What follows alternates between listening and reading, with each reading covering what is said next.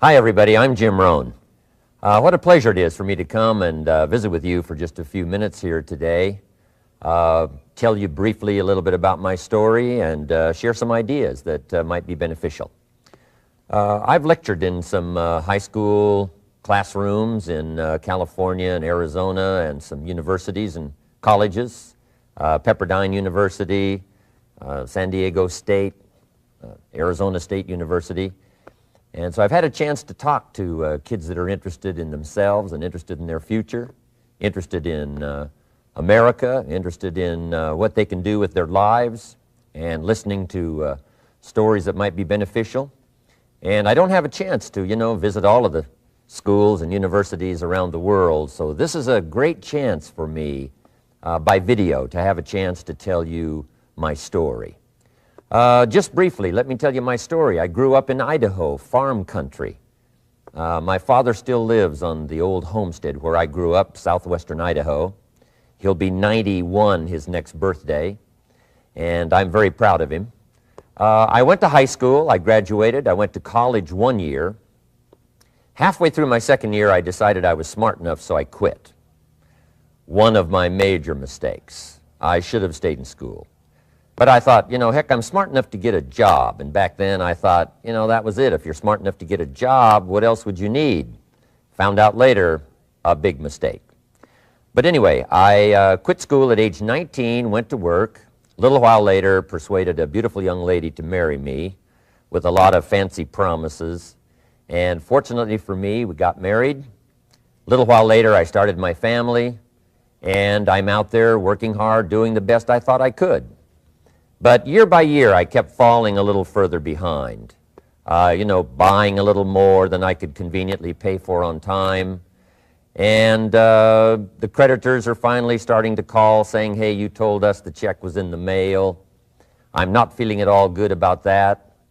About age 25, I've got pennies in my pocket, I've got nothing in the bank, and way behind on my big mouth promises to my family, and wondering what could I do to make my life better. I was willing to work hard. That was not my problem. But I just wasn't making the progress I wanted to make. And then good fortune came my way. Sometimes it's difficult to describe good fortune, why something remarkable happens to you at a particular time. One of my friends says, well, hey, things don't just happen. Things happen just. And maybe that's it, I don't know. But my good fortune was I had a chance to meet a very wealthy man. His name was Mr. Schoaf, Mr. Earl Schoaf.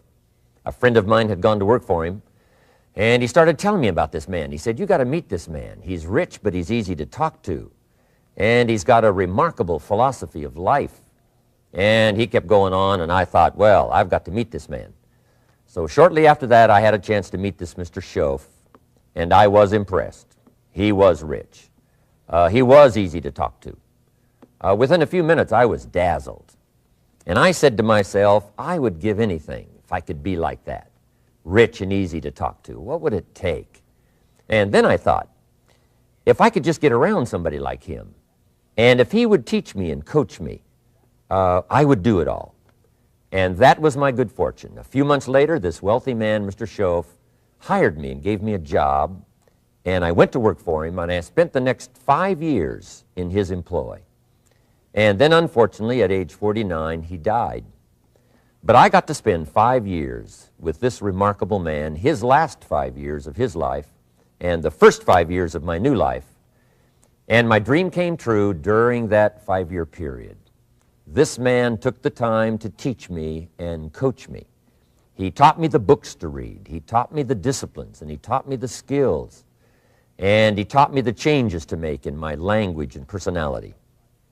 And the things he shared with me during that 5 years changed my whole life. Changed my income, changed my bank account, changed my future. I've never been the same. By the time I was 31 years old, I was a millionaire. So he taught me economics as well. So how lucky can you get to meet the right person at the right time who takes the time to share with you ideas that can change your life? A lot of rich people, right, don't take the time, but he did, and he also had the ability. Some people want to share their experiences, but they don't quite know how to say it, but he had it all, and he used language that I could understand, and those ideas greatly affected my life. I wish he was still alive today. If he was, I'd be calling him today one more time, thanking him for the time he spent with me sharing his life and his experiences that so dramatically affected my life. Then, how I really came to be invited to speak to you today. 30-plus years ago, I was living in Beverly Hills, California. And a friend of mine one day said, "Jim, you've got to come and tell your story to my service club." He belonged to the Rotary Club. And he said, "I know your story. Idaho farm boy makes it to Beverly Hills." But he said, "I know my club members would love to hear your story. Would you come and at our breakfast meeting and tell your story?" And I said, "Okay." So I arranged a little talk, went and shared my story that morning, and guess what? They liked it. And my phone rang, another club called and said, "Would you come and tell us that story?" My phone rings, another club calls, said, "We've heard about your story. We have a luncheon meeting. Would you come share your story?" First thing I know, I'm spending a little piece of my time giving these breakfast talks and luncheon talks. And then one day, a man who heard my talk about 3 times said, "Would you come and talk to my management and salespeople?"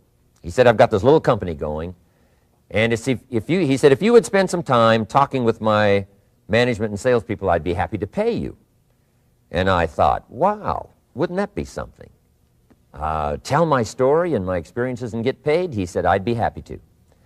Little did I know, that was the beginning of a whole new, brand new adventure for me in sharing my story in speeches and talks and seminars and lectures. And now this business, it's become one of my most flourishing enterprises, takes me around the world. I went to many countries just this year, had my largest audience early this year in Spain, 12,000 people, 10 different languages being translated at the same time. The whole audience with the earphones on. It's interesting when you lecture with multi-languages. You know, when you hit the punchline, you know, the Spanish laugh first, and then the French get it, and then finally the Italians get it, and last the Germans finally get it. And then I say, "Hey, the Germans finally got it, I guess we can continue." You know, some languages take longer to translate than other languages. But what an exciting adventure for me. I was in Israel this year. I lectured in France, my first trip to Prague, Czechoslovakia, Lisbon, Portugal.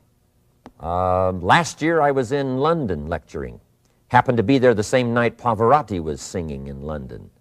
So, big dilemma for the people in London. Shall we go see Jim Rohn or shall we go listen to Pavarotti? Well, I must admit he had more people than I did, like 150,000 more. He did a free concert in Hyde Park, and they expected 250,000, but only 150,000 showed up because it rained. And they all got soaked from Prince Charles on down, but they sat in the rain and listened to Pavarotti. I would have been happy that evening, right, to cancel my seminar and go sit in the rain and listen to Pavarotti. Anyway, he and I have agreed now not to appear in the same city on the same day anymore. Not really, but how exciting for me to be able to travel all around the world and share my story.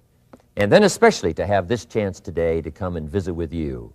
And when I get a chance to speak at a high school class or a university class, I'm always excited about it. I'm limited in time, so I wanted to use this way to come and share my story with you and some ideas that might be helpful in your career for the future, in your now busy life as a student, and then wherever you find yourself in the years to come.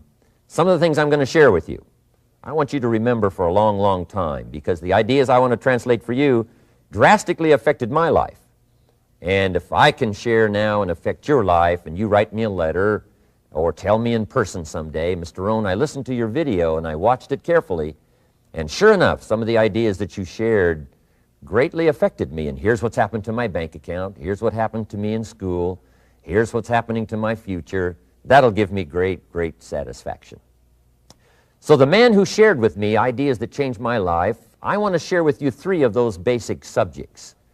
When I met him, I was 25 years old, and when I first got acquainted with him, I used a lot of excuses as to why I wasn't doing well.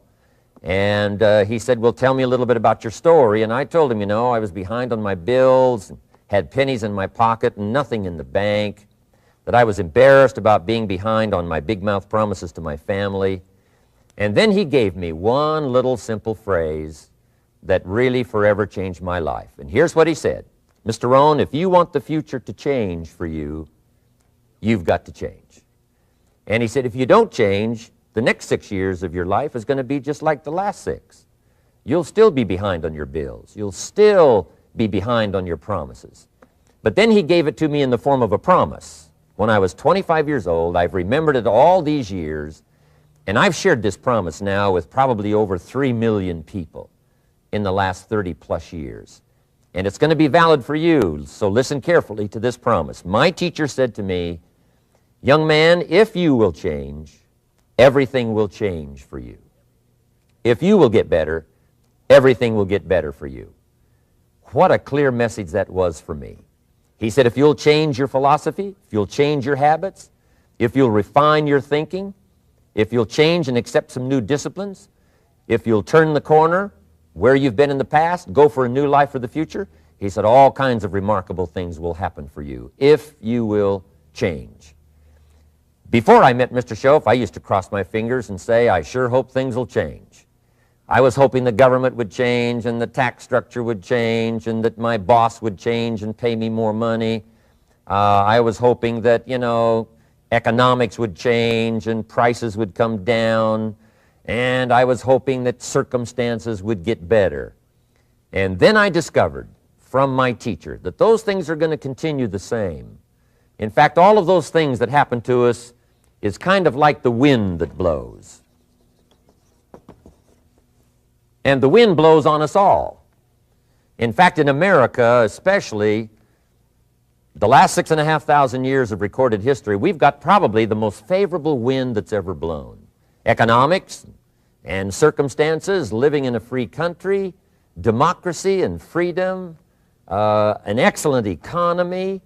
Sure, we struggle at times, but compared to the rest of the world in the last 6,500 years, we've got the best wind ever.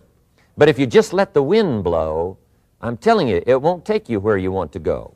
All of us must use this wind to take us to the dreams we've got, to the equities we want, to the money we want, to the income we want, and to all the things we want our life to have. This is where we want to go, and we've got a good wind, but we must not leave our future just to the wind, just to the economy, just to the structure of the way things are happening today. Here's what we must learn to do, and that is set a good sail. And if you'll learn to set a good sail, and that's what my teacher taught me in those early days. He said, Mr. Rohn, the wind is going to blow however it's going to blow.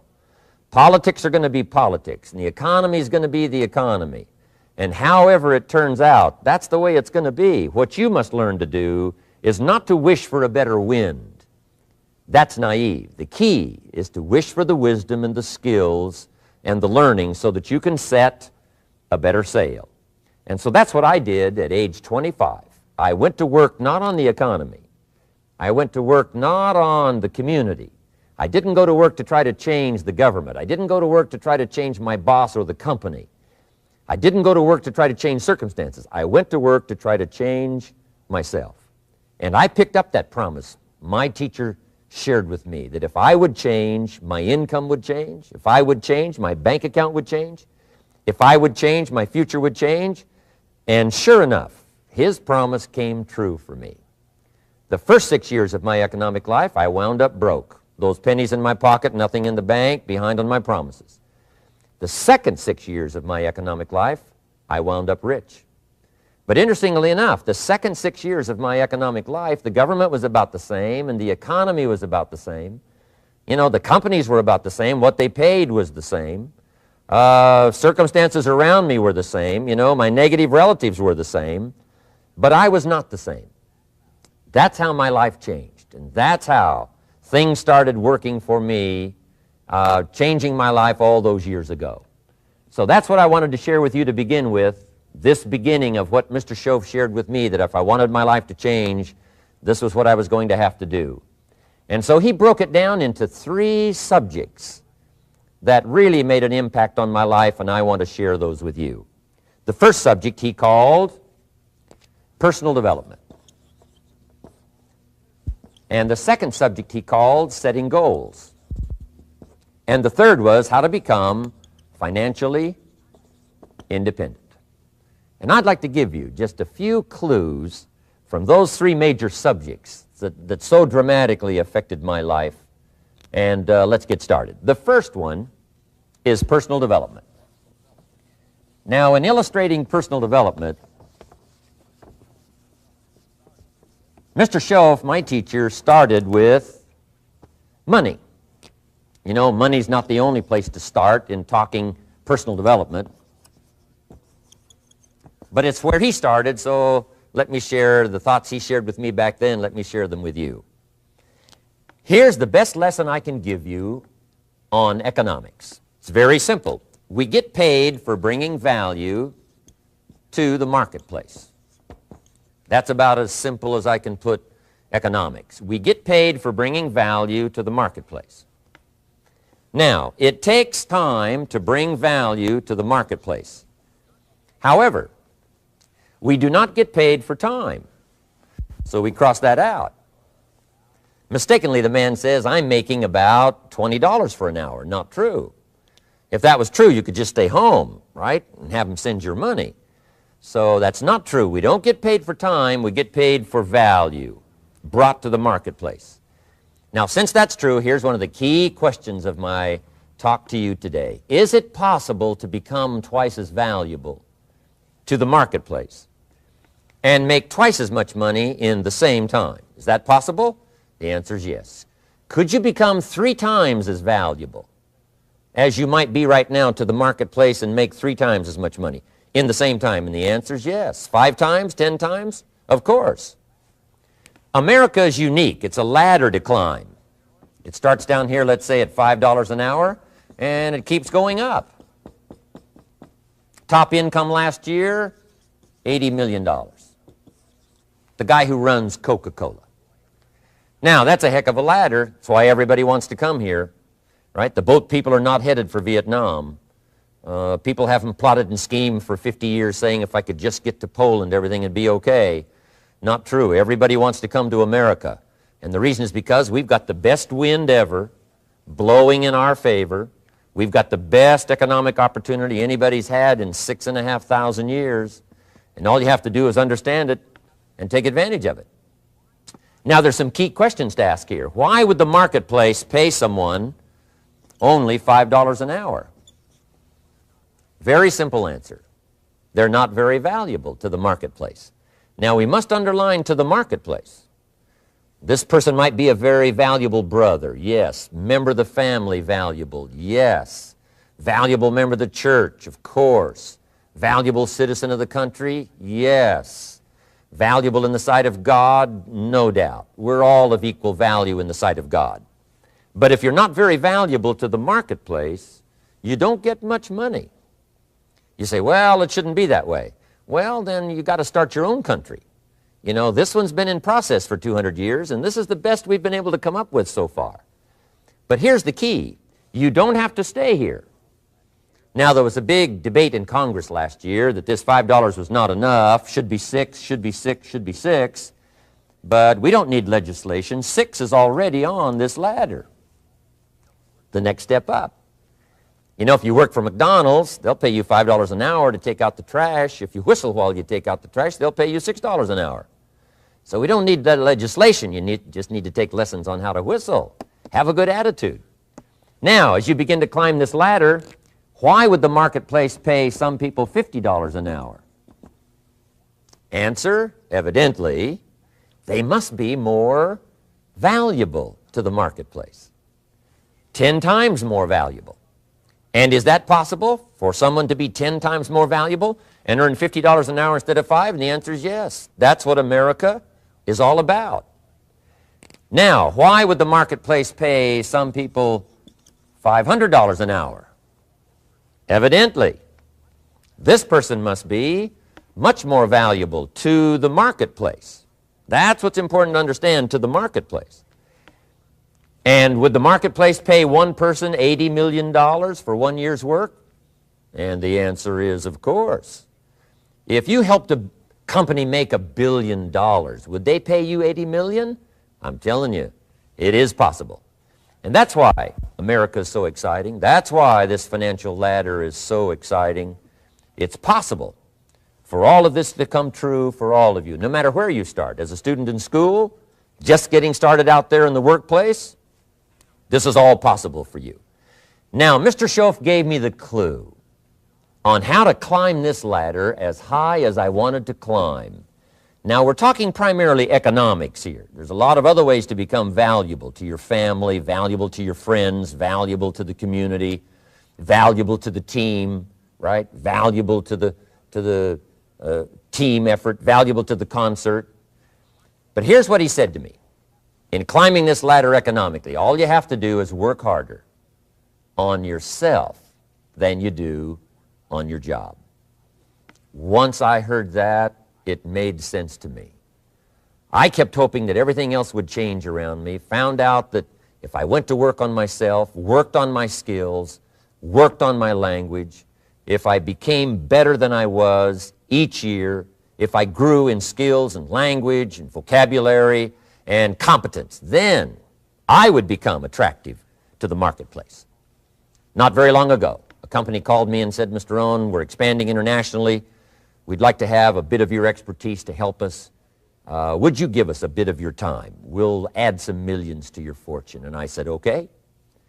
And I thought later, isn't that interesting they would call me? Then my second thought was, of course they'd call me. Who else would they call? I can get the job done. Now, what a contrast for me, farm boy from Idaho, raised in obscurity, parents of modest means, broke when I was 25. How come I would get a telephone call and someone offer me a lot of money to help them in expanding around the world? Simple answer, evidently. Something happened to me between age 25 and where I am today. And I can tell you where it all started. From my teacher, Mr. Schoaf, who said to me, we don't have to change what's going on out there. That's the wind that's blowing. All we have to do is change what's going on in here. And now there's several ways to do that on personal development. And let me give you those ways. Here's the first one. We must learn from personal experience. Pretty simple. Learn from what happens to you.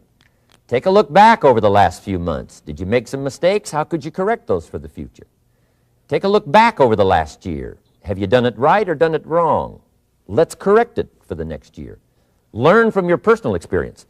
Mr. Schoaf asked me when I first met him, he said, Mr. Rohn, how are you doing? You've been out there now 6 years. And I said, I'm not doing very well. He said, I suggest you not do that anymore. What a simple, swift analysis to my situation. He said, if you keep doing it, the next 6 years will be like the last 6. You don't want that to happen. Let's make the changes. So learn from your personal experience. Now here's number 2, why I came to share this video experience with you today. And that, I call it OPE, other people's experiences. That's me, other people. That's your teacher, other people. That's your friends and colleagues, other people. The people you meet that can pass along to you their experiences, what's happened to them, the mistakes they made, how they corrected them, how they changed their health and changed their bank account and changed their income and changed their future. That's it, other people. Now there's 2 kinds of people to learn from. One is failures. It's too bad failures don't give seminars, right? That would be valuable. Bring your notebook, have them tell you how they lost it all and threw it all away, threw their health away and threw their friendships away and things didn't work out well. That would be valuable. But now then we must also learn from positive, people that have done well. They've got the health, and so we ask them, how did you become so healthy? They've got the skills, so we ask them, how did you become this skillful? They've got the income, so we ask them, how did you get here in such a short period of time? So now here's what's important in personal development. In learning from other people, we learn, number 1, by observation. We learn what we see. We watch people that are successful in what they do. In sports, we watch their disciplines. In business, we watch their disciplines. By observation, what we can see, The reason I created this video is something that you could see someone's experiences translated for you. Second, we learn by what we hear. I've got some of my lectures on cassette tapes, so you can take them with you wherever you go and learn by listening. Turn your car into a mobile classroom and listen. And then listen to the sermon on Sunday morning. Listen to the lectures. Listen to the teacher. Listen to someone who's got something good to say. And then number 3 is vitally important on personal development, and that is read all the books you can possibly read in your lifetime. Mr. Schoaf got me started on my library. I've got one of the better libraries. Haven't read everything in it, but I feel smarter just walking in it, my library. At least I was smart enough to buy it. Now I got to be smart enough to read it. And then, of course, I got to be smart enough to decide what's valuable and then do it. But this one is very important. Become a good reader. Some books that helped change my life. Mr. Schoaf recommended, of course, the Bible. And my parents made sure I was a pretty good scholar by the time I was 18. That's been so beneficial for me, drawing from those illustrations, reading about those stories, people who made it and people who didn't make it, and what the difference was. And then other books that helped to really change my life. One called Think and Grow Rich by Napoleon Hill. And then a book that helped me become financially independent by the time I was 31. And that book is called The Richest Man in Babylon by George Clason. And I'm going to share a little bit of that book with you when I get to financial independence today, our third subject. But I started reading the books, attending the classes, making sure that I got in front of people that had something good to say. And then I started keeping a journal. One of the major things my teacher taught me was to keep a journal. He said, don't trust your memory. If you hear something good, just make a little note and write it down. Now, at first I took, notes on pieces of paper and torn off corners and backs of old envelopes. And it didn't serve me well, thrown in a drawer. Then I learned to keep a journal, a bound copy of all my notes. So I would suggest you do the same. Things that impress you, a poem that impresses you. When you attend a class, some of the ideas that impressed you, jot them down. You read something in a magazine, right? Some ideas. Take those out, put them in your journal. Keep a good journal the rest of your life. This will serve you well. My journals make up a significant portion of my own library. And if you saw my library and saw my journals, I tell you what you'd have to say. This is the library, and these are the journals of a very serious student. No wonder Mr. Rohn is invited to lecture and speak on his experiences around the world. So I want the same thing to happen to you. Value captured that you can resort to later, go back over it and review it, and let it become valuable to you. So that's my first subject, personal development. Work harder on yourself than you do on your job. Develop the skills, learn the lessons, take the classes, absorb all that is being taught to you these days. And then later on, of course, you can sort it out, what's valuable to you and how to refine it for your business and for your life and for your future. But the main thing is to get it and start this process of personal change, personal development. And let me say it one more time. If you will change, everything will change for you. You'll never be the same. You'll keep growing. As you look back on a few months, look back on a few years, you won't believe the progress you can make. Economically, your relationship with your family, your friends, and whether you're in sports or economics or whatever, I'm telling you, that whole process of committing yourself for personal change, personal value, can really make your life unique and worthwhile. Now let's cover the second subject, on setting goals. Mr. Schoaf gave me some tips on setting goals that changed my life forever. And I want to share those with you.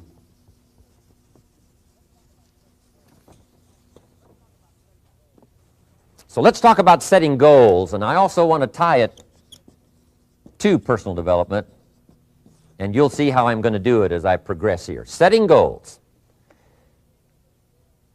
We need to take a look into the future. There are 4 things to consider in terms of attitude. One is how you feel about the past. Best advice I can give you on that is treat the past as a school. Let it teach you the mistakes you've made, the things that went wrong, the things that didn't work. Don't use the past as a burden to carry, and don't use the past as a club to beat yourself to death. past losses, past failures, past mistakes. But let the past be a school. Tough school maybe. We've all been through some tough stuff. So if you feel good about the past, draw from it for experience and let it teach you. Then next is how you feel about the future. We've got to have the future well designed. The future is called the promise. And here's what we teach in our leadership series. The promise of the future can be an awesome force for your own future. The promise of the future, designing the future. There's two ways to face the future. One is with apprehension, and the other is with anticipation. I promise you, in my travels around the world, most people face the future with apprehension. And here's why. They don't have it well designed. They've sort of left that up to someone else to fix. But here's the best way to face the future, with anticipation. And you can face the future with anticipation if the future is clear, if the future is well designed. And I would like to have you consider some thoughts with me that help me to really change my future by giving it some thought and some consideration. And here it is. In setting goals, it's very simple. Number one, decide what you want. You just take a little time. You sit down and say, what do I want? What kind of skills do I want? What kind of income do I want for the future? What would I like? Where would I like to go? Places I'd like to visit. Habits I'd like to acquire. Skills I'd like to have. You just take a little time to think about what you want. Economics, friendships, people you'd like to meet, places you'd like to go. You just take some time. And then I suggest, when you've thought about what you want for the future, make a list. Just jot it all down. It's really a very simple process. And then here's number three. Keep all the old lists. I'm telling you, this served me so well, keeping my old list of goals. I look back now 10, 20 years ago at goals I set, lists I made, and I smile now because here's what I thought was so important, 20 years ago. Now some of those things aren't even on my list. I've got a new list. I've grown. I've changed. I've matured. But I give you that advice. Decide what you want. Number two, write it down. Number three, keep the old lists. And then here's number four. When you get something that's on one of these lists, check it off. Part of the fun of having a list is checking it off. And then if you can add some drama to checking it off, see, that's what really helps. I set a goal to go to Spain many, many years ago. And when I finally made my first trip to Spain, I had that journal with me that had that list in it. And while I had my journal on my lap, waiting for the wheels to touch down in Madrid, I waited until the wheels touched the runway, and I checked it off. Just adding a little drama. So, part of the fun of having a list is checking it off. Now, here's what's important about the lists and designing your future. If the future gets clear, the price gets easier. Because you got to remember, for every promise, there's a price to pay. Everybody's got to pay the price. Everybody's got to do the deal. Everybody's got to do the disciplines. Everybody has to pay. But here's what I've discovered. If the promise is clear and powerful, the price is easy to pay. The price is some classes. The price is a few books. The price is a few disciplines. The price is finding something that'll make your life better, make you grow, make you change, make you develop. So the first part of the key is to design the promise. Then, what is the price to pay? I'm telling you, the price will be easy. Anybody in my audience can pay it, no matter where you are, where you come from. Color doesn't matter, religion doesn't matter, where you grew up doesn't matter, circumstances don't matter. I'm telling you, if you'll make the promise of the future clear for yourself, the things you want, the places you want to go, the things you want to have, the person you want to become, the skills you want, the homes you want, the future you want, the friends you want, all of the values of life that you could possibly want. If you'll make that clear, make those lists, and be serious about it, I promise you it's an easy price to pay. Anybody can pay it. And the best advice I can give you is, if I can do it, you can do it. Farm boy from Idaho, raised in obscurity, I changed my life, turned it upside down, turned it all around, found economics, found future, found promise, and if I can do it, you can do it. So, start setting your goals and see if you can't get a better excitement going for the things you want to accomplish for the future. Now here's my third subject, and that's called financial independence. Oh, by the way, before I get to financial independence, let me cover one more point. One of the major reasons for setting goals is for what they make of you in achieving them. My teacher advised me when I first got started at age 25, he said, "Jim, why don't you set a goal to become a millionaire?" He said, "It's got a nice ring to it. You know, enough zeros to impress your accountant." And he said, "I'm here to help you. You're only 25 years old. You've been to 1 year of college. You've got a beautiful family, every reason to do it. Why don't you set a goal to become a millionaire?" And he said, "Here's why." And I thought, he doesn't need to teach me why. Wouldn't it be nice to have $1 million?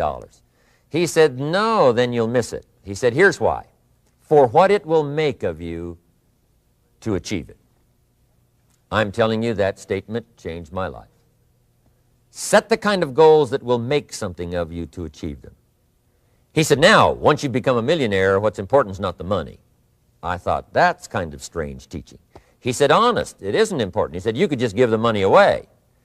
Now, I did better than that. I lost it all. By the time I was 31, I was a millionaire. By the time I was 33, I was broke. And I'll tell you a little bit about that story later. But when I lost all my money, guess what? I found out Mr. Schoaf was right. What was valuable was not the money. What was valuable was what I became to earn the money. The skills I had, the knowledge I had about the marketplace, the values that I had going for me, they were more valuable than the money. And here's an important statement to remember. It's not what you get that makes you valuable. It's what you become. So part of the key here is to set the kind of goals that will make something of you. Don't set them too low so that you don't have to grow and you don't have to read and you don't have to try and you don't have to stretch. Don't set them too low. And then don't sell out. Don't go for something that's going to cost you your virtue or cost you your values or sell out your principles.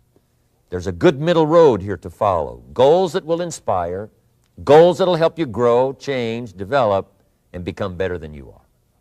Okay, now let's talk about financial independence. How to become rich by 40, 35 if you're extra bright, much sooner if you find an opportunity like I did. Let me show you how I did it. Financial independence.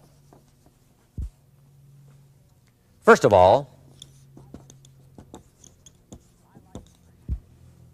I like the phrase financial independence. Some people are a little bit concerned about using the word becoming rich or becoming wealthy, and I can understand that. I struggled a little bit with this. Is it okay to go for becoming rich, go for becoming wealthy? And maybe that's a bit too strong a word or strong a term. So here's what I've come up with that I think is comfortable for me, and that is how to become financially independent. I think it's every person's heritage here, especially in America, to become financially independent. Now, let me give you my definition of financial independence. Financial independence is the ability to live from the income of your own personal resources. Financial independence. Now, it depends on how you want to live. If you need $2,000, $3,000 a month, if you need $4,000 or $5,000 a month, if you need $10,000 a month, some people may need, $100,000 a month. But whatever you would need to live, and you could earn that living from the income of your own personal resources, that's what I call financial freedom, financial independence. And let me show you how to acquire it. If you start at age 15, between ages 15 and 35 is 20 years. And in my personal opinion, based on my own studies and my own experience, 20 years, in my opinion, is enough time to become financially independent. If you're not, you don't live in the wrong country. Probably what's happened is you have the wrong plan. And it's easy to be a nice person with the wrong plan. I found that when I was 25 years old. I was broke at age 25, and I was a nice guy. You would have liked me. But I'm telling you, my plans up until then, especially my financial plan, left me broke. I totally changed it the next 6 years, and I became financially independent. So I know what I'm talking about. It is possible in a reasonable amount of time, 15 to 35, whatever, 20 years time, enough time. You can do it in a much shorter period of time, like I did if you want to. But this is a reasonable enough time. But here's number one. First of all, you got to have the right philosophy. Philosophy is our ability to gather knowledge and sort through it and decide what's valuable. To develop a philosophy about life, a philosophy about our health, a philosophy about our family relationships, a philosophy about economics. And if you develop the right philosophy, that's what helps to set this sail so that in 6 years it takes you where you want to go instead of winding up like I did that first 6 years of my economics, broke, no money, empty bank account. The right philosophy. Now let me give you a couple of philosophies to consider. Here's the first one. It's called the philosophy of the poor. And here it is. Poor people usually spend their money and invest what's left. That's the philosophy of the poor. Now here's the philosophy of the rich. Rich people invest their money and spend what's left. And here's the startling answer. It really doesn't matter what the amount is. What's most important is not the amount. What's really important is the philosophy. So I would ask you to adopt this philosophy of spending after you have invested. Invest first, then spend. And I've got a little formula that I'm going to share with you. Now, what should a child do with $1? I mean, there's a lot of debate going on, I'm sure, across the country on what a child should do with $1. Here's one opinion. It's only a child and it's only $1. What difference does it make? Well, in my opinion, it makes all the difference in the world. A person's economic future starts with a child with $1. Somebody says, oh, no, you're only young once. Let him spend it all. Well, when would you hope that would stop? Somebody says, well, wait till he's 50 and broke like me and, and then he'll learn. Well, no, we don't want to wait that long. If I would have known earlier than age 25, I would have changed. In high school, if they would have had classes called Wealth 1, Wealth 2, I'd have taken both classes. I would not have waited until age 25.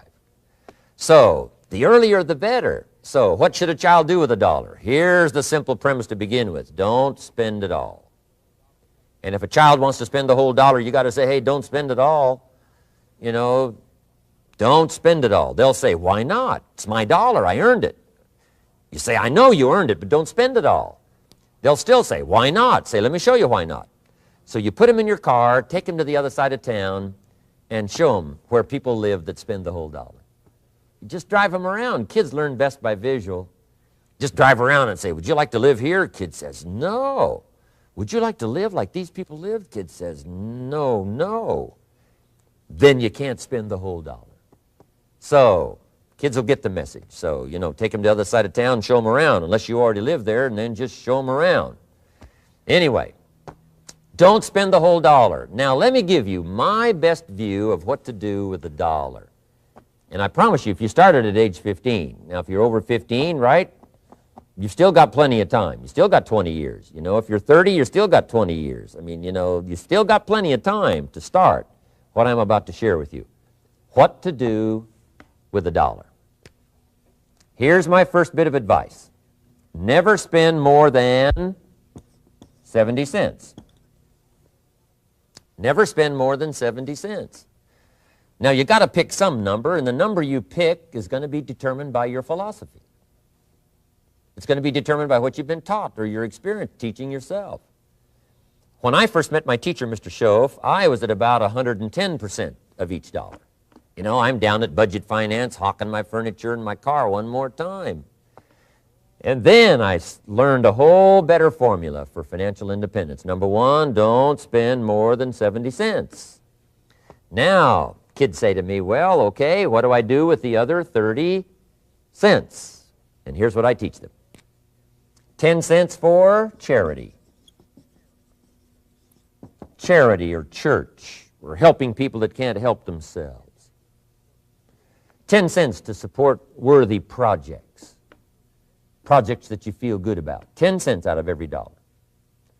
It's called being generous with part of what you've taken out of society.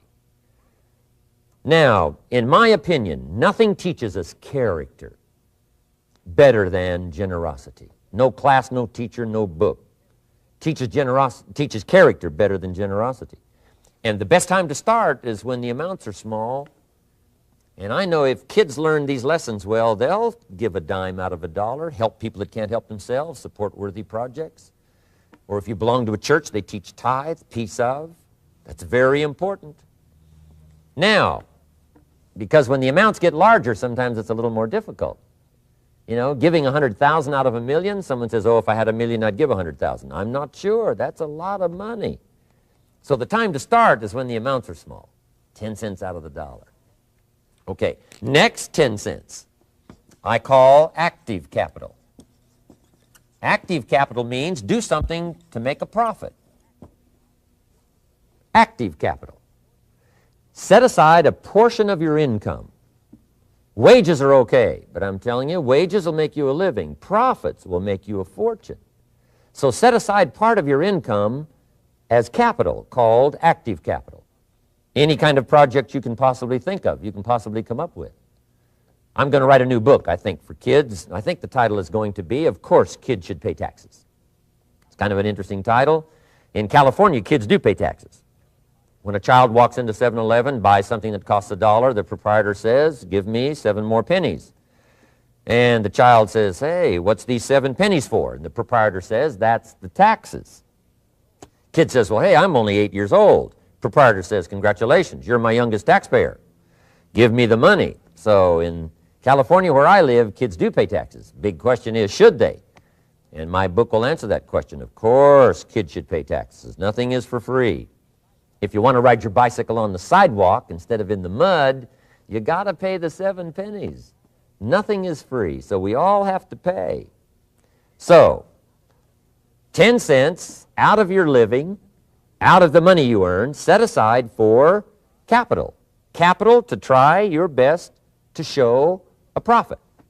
And in my book, it's going to be all kinds of ways kids can make money, right? 2 bicycles, one to ride and one to rent.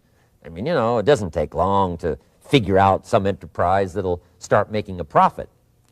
Then you must jot this down if you're taking notes. Profits are better than wages.